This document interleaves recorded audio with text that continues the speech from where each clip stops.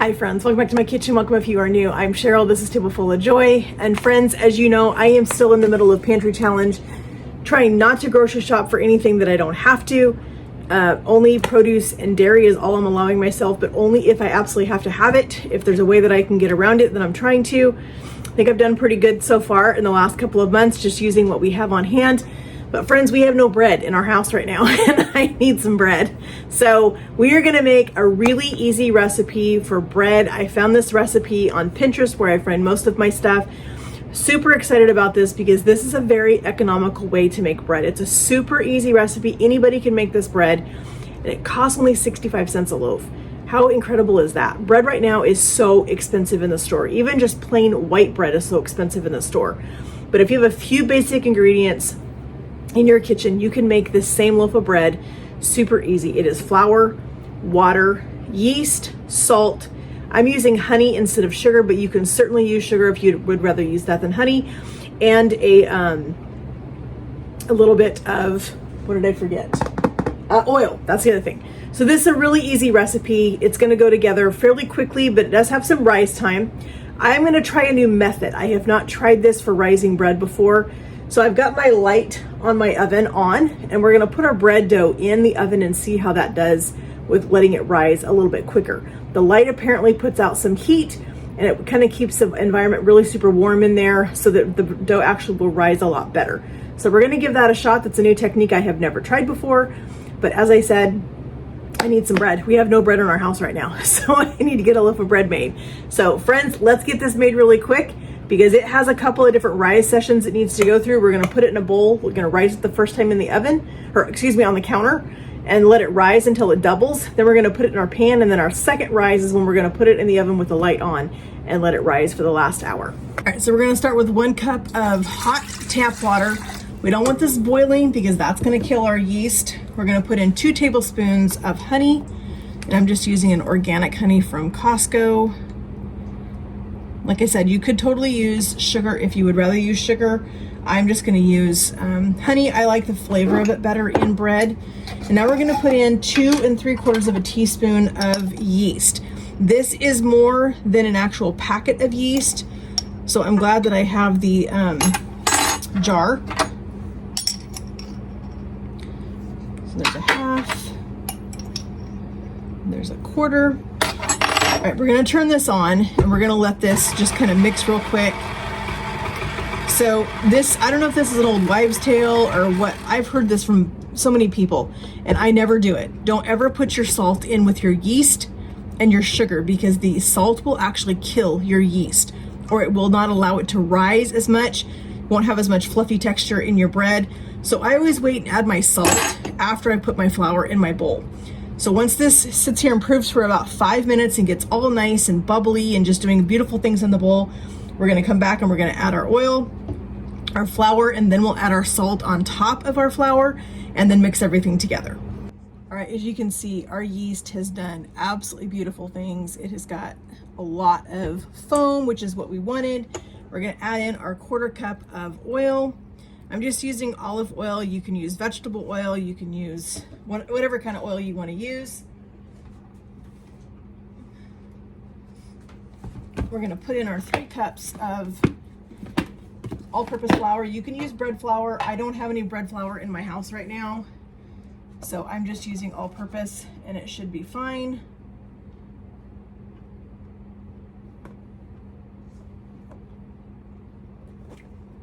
There's 1.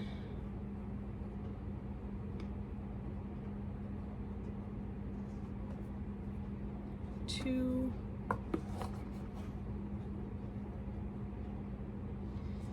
And 3. Once we get our flour in here, we can add our salt. We need 1.5 teaspoons of salt. And I try to be careful when I put it in here that I only keep it on my flour just until I get things mixed in. This is gonna need for about 10 minutes, 5 to 10 minutes, until our dough is nice and soft and is pulling away from our bowl. And then we're gonna be able to put a piece of saran wrap on this, and we're gonna let this sit for 1.5 hours and do its thing. It's gonna rise and get all beautiful and soft and bubbly. and we'll be ready for the next step.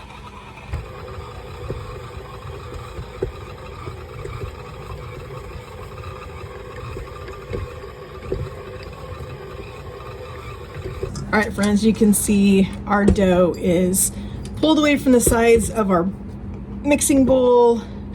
We've got two beautiful pieces here. This is a beautiful, beautiful bread. I'll take this off of here so it's not in my way. You can see how beautiful this is. I'm gonna go ahead and just shape this into a ball. I am gonna put just a little bit of oil in I'm not gonna transfer this to a different bowl. It's gonna be fine in this one. I'm not trying to dirty up a whole bunch of dishes. So we're gonna just stick with this. We're gonna cover this with some saran wrap. It's gonna rise for an hour and a half.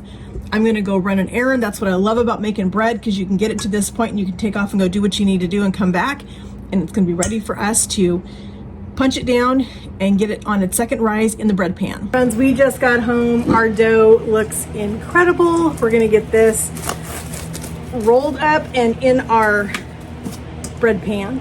Look at that.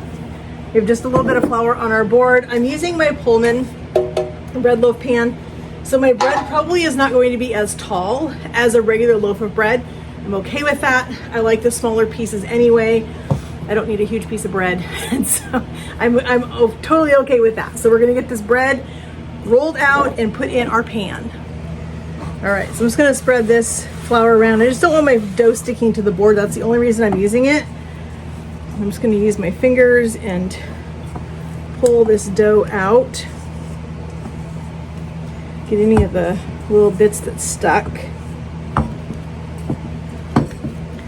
All right, we're just going to kind of flatten it out just a little bit so we can roll this into, we're punching it to get the air out of it. And then we're just going to roll this up like this. I'm gonna kind of pinch my seams together here on the bottom, tuck in my corners.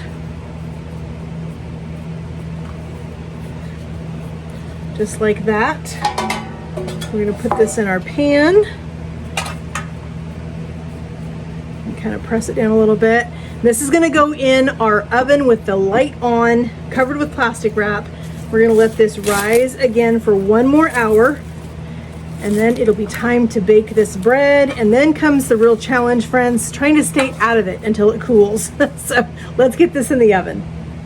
All right, friends, check out our bread. It is nice and risen. It's beautiful, it's fluffy. We are gonna put this in a 350-degree oven for 25 minutes, or until it is nice and golden brown on top and we can tap it and we hear a hollow sound in the middle of it.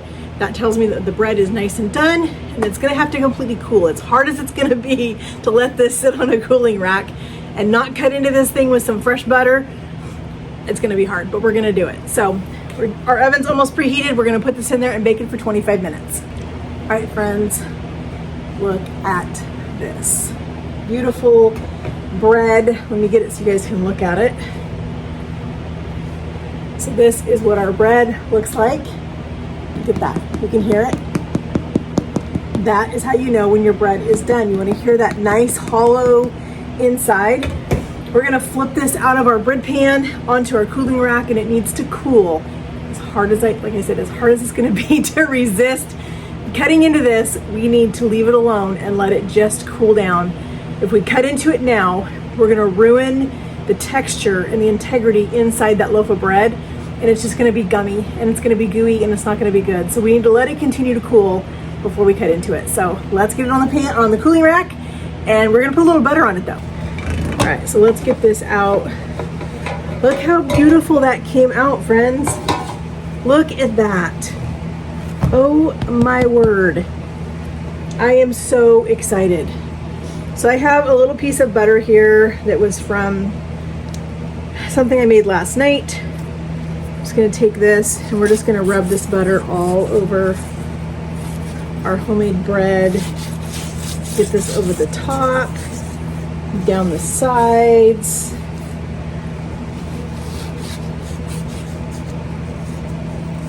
Oh my word. Look at that, friends. Is that not a beautiful loaf of bread? All right, it's just gonna hang out here on the cooling rack for probably a good 30-35 minutes, and then we'll cut it and take a piece. All right, friends, here is our delicious, oh my gosh, this smells so good. It is so soft. This is gonna be incredible. I was doing some research on what to do with this bread. We needed bread anyway, but I have something in my kitchen that we made a couple nights ago for dinner, but I wanted a different way to purpose that, use it in a different way. This is gonna be perfect. So you don't wanna miss that recipe. That's gonna come out after this video of this bread. So stay tuned for that. But for now, let's cut this bread and try a piece. But I wanna show you really quick, friends. This is what they call a bread bow knife. If you've never seen one of these before, you can see it has this funky edge right here. And that is what makes it so easy to cut bread. It also gives you the guide right here. I don't typically cut my bread as thick as that guide is, but you can cut it any thickness that you want to. But this knife is incredible for cutting bread. I'll leave a link in the description box for you guys for this in my Amazon links, so don't miss out on that. If you're looking for a tremendous gift to give to somebody that loves to make bread for Christmas, buy them one of these. They're gonna love it. So let's get our bread cut. All right, so here's our bread. Let's see what this looks like inside. It's cutting so nice, friends.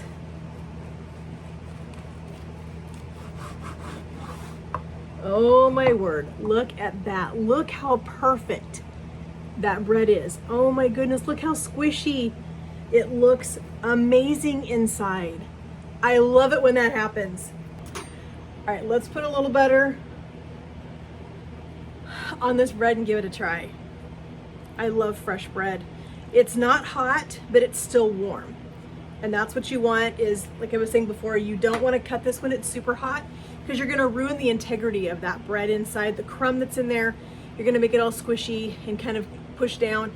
You don't want that. You want it to be nice and light and fluffy. So let's taste it.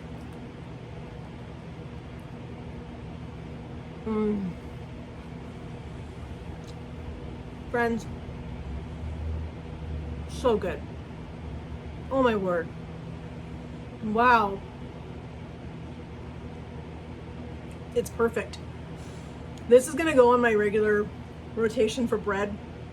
If I need sandwich bread or something like that, that's what I'm gonna make because this was so cheap. 65 cents or less a loaf for this bread. It was super quick, minimal ingredients. You can do it by hand, you can do it in a mixer, you can do it in a bread machine. Whatever you've got, you can do it. It doesn't take that much time. It's perfect. Do this on a weekend. Do it on a Saturday when you're just dinking around the house doing things. Start the bread dough, let it rise, go do some stuff, come back, shape it, put it in the pan, let it rise, go do some more stuff, come back, throw it in the oven, and you've got fresh, delicious bread for the week, for the weekend, whatever it is. This would make it incredible. French toast, sandwiches, grilled cheese sandwiches, all the things with this bread, and it's gonna be amazing. So, friends, thank you guys again so much for joining me in my kitchen as we made this delicious loaf of bread today. It smells incredible, it tastes incredible. This is gonna be so good. My husband's gonna be so happy. It means so much to me, friends, that you guys take time out of your day to come and spend time with me in my kitchen, see what I'm making, see what I'm cooking. Just come hang out with me. I love it when we get to hang out. So, friends, if you have not yet, please hit that subscribe button up there. I would love to have you a part of my YouTube family. It'd be such a blessing to have you a part of our family here on YouTube and this channel that we're growing, this big family that we're putting together here. I love it. And so hit that notification bell so you're notified every time we upload a new video. Share my channel with your friends and family if you think what I'm doing here is something they would enjoy seeing or learning or whatever the case may be. Share my channel. Give this video a big thumbs up, friends. I love to see that. YouTube loves to see that. Helps my channel grow. Friends, make this recipe. I'll leave it in the link in the description box. I'll also leave a link in the description box for this beautiful bread bow knife. Buy one of these for Christmas. Christmas is, the season's coming. We're almost there. So I'm leaving my Linktree link in the description box for you guys. It has all of my favorite tools that we bought on Amazon for my kitchen, things that you see me use all the time. So all those things are there. So go check it out. It doesn't cost you anything to click one of those links. If you're gonna purchase something, it does help my channel. It does help me, it does help support our family. But again, like I said, it doesn't cost you a single thing to click one of those links. If you're gonna buy something like this anyway, click that link, help me out, help support my channel, help me support my family. As I continue to share recipes with you guys, we learn some things together. We're gonna be learning some new fun techniques together, some new recipes, some new tools, all the things. And so friends, again, thank you guys so much for joining me in my kitchen. It means so much to me. Your time is valuable. I know that. And I appreciate that you take that time to come and spend time with me. I'll talk to you in the comments, friends. Have a great day and God bless.